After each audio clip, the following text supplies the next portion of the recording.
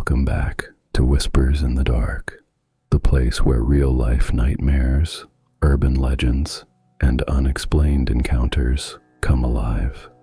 Tonight, we plunge into the heart of Mississippi's ancient forests, where a simple camping trip became a horrifying confrontation with an impossibly tall, pale creature that scratched at the trees and watched, always watched. Make sure to hit that subscribe button and ring the bell so you don't miss our next terrifying tale. There's a common misconception that being in nature, surrounded by trees and fresh air, is inherently peaceful, but for those who have spent enough time in the truly wild places, they know the woods hold their own secrets, their own dangers. This is a story about discovering one of those dangers deep in the Shiloh National Military Park woods of Mississippi. It was about a month and a half ago, late summer, when my friend Mark and I decided to go on a camping trip. We weren't seasoned outdoorsmen by any stretch of the imagination, more like enthusiastic amateurs who'd been camping only a handful of times. Our plan was to enjoy some peace, grill some food, and disconnect. We chose a spot a little off the beaten path near a historical marker, thinking it would be quieter. The first evening was uneventful. We set up our modest tent, cooked over a small fire, and watched the stars. By 11:30 p.m., we were zipped inside our tent, the flickering glow of our lanterns casting shifting shadows. Mark was already half asleep, murmuring about the next day's hike.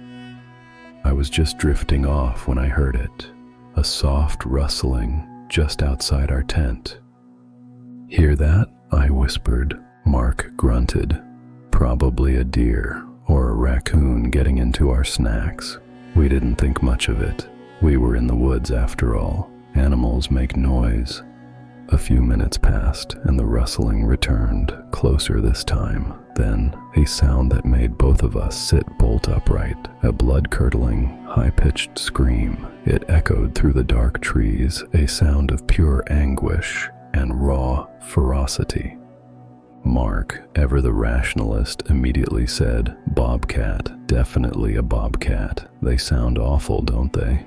I nodded, trying to convince myself, but a cold knot tightened in my stomach. I'd heard bobcats on nature documentaries.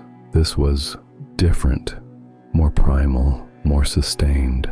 Still, we were in a sturdy tent. We weren't that worried, but I'll admit, a current of genuine fear was now coursing through me. We both tried to get back to sleep, the scream replaying in my mind. Somehow, sleep eventually claimed us, but it wasn't for long. We were ripped awake by another sound, far more distinct and terrifying than any rustling or distant scream. It was a scratching, long, deliberate, tearing sounds, like massive claws being dragged down tree bark just outside our tent. And then, another one of those blood-curdling screams, this time terrifyingly close. It felt like it was right on top of us.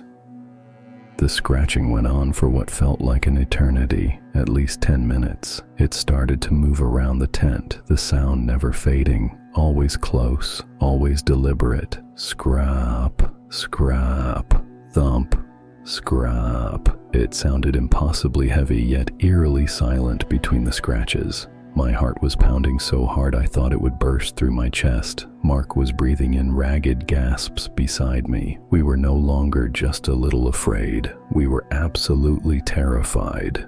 Mark, bless his impulsive heart, whispered, "I have to see what that is."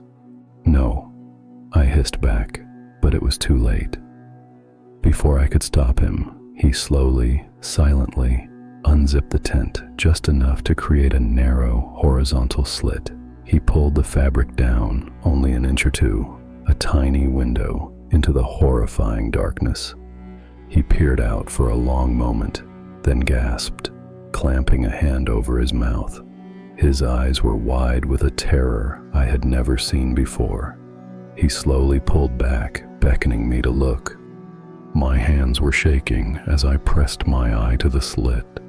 It was incredibly dark outside, but the faint glow of the distant moon filtered through the dense canopy, creating ghostly outlines. And there it was. Not 10 feet from our tent stood a creature that defied description. It was impossibly tall, at least 8 feet. Its skin was pale, almost translucent in the dim light, and grotesquely wrinkled, like dried parchment stretched over a skeletal frame. Its head was disproportionately balloon-shaped, elongated and bulbous. But the eyes were pits of pure, featureless blackness. They looked less like eyes and more like empty holes, voids that swallowed the faint moonlight. Its mouth was a thin, long slit, like a scar, set low on its face. It didn't open, it didn't move. It had massive, unnaturally long claws on its hands, and it slowly, methodically ran them down the rough bark of the trees surrounding our tent, producing that chilling, scratching sound. It moved with a slow, deliberate gait, almost like it was patrolling, its head occasionally swiveling in our direction. It never came closer than about 10 feet. It just walked and scratched and watched. We lay there, frozen, barely breathing for what felt like an eternity. Every nerve in my body screamed at me to run, but terror had glued me to the spot. Its black, empty eyes seemed to pierce the thin nylon of our tent, straight into my soul. It was aware of us. It was watching. It wasn't just a random animal. Then, after one final, blood-curdling scream that tore through the night, it slowly turned its balloon-shaped head and vanished silently into the deeper shadows of the trees. The scratching stopped. The forest was suddenly silent, save for the frantic pounding of our own hearts. We didn't sleep another wink that night. We packed up our entire camp, every last item, in the absolute first light of dawn. The air was cold, the morning mist hanging heavy, and every snap of a twig made us jump.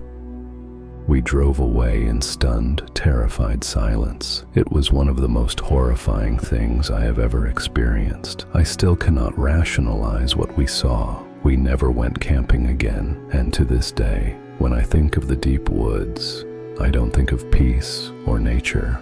I think of pale, wrinkled skin, balloon-shaped heads, and empty black eyes, watching from the shadows. What was it? Have you ever heard of anything like the Watcher in Shiloh Woods? And that's where our terrifying night in the Shiloh Woods concludes, a chilling reminder that sometimes the sounds you hear in the forest aren't just animals, and that we are, perhaps, never truly alone in the wild.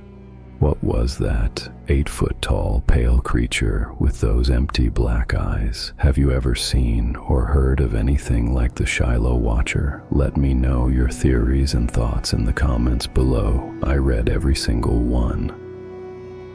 If this story made you rethink your next camping trip, please show your support by hitting that like button to make sure you never miss another whisper from the dark. Subscribe to the channel and ring that notification bell. And if you know someone who loves a true camping horror story, share this encounter with them. Until next time, listen closely to the sounds of the night.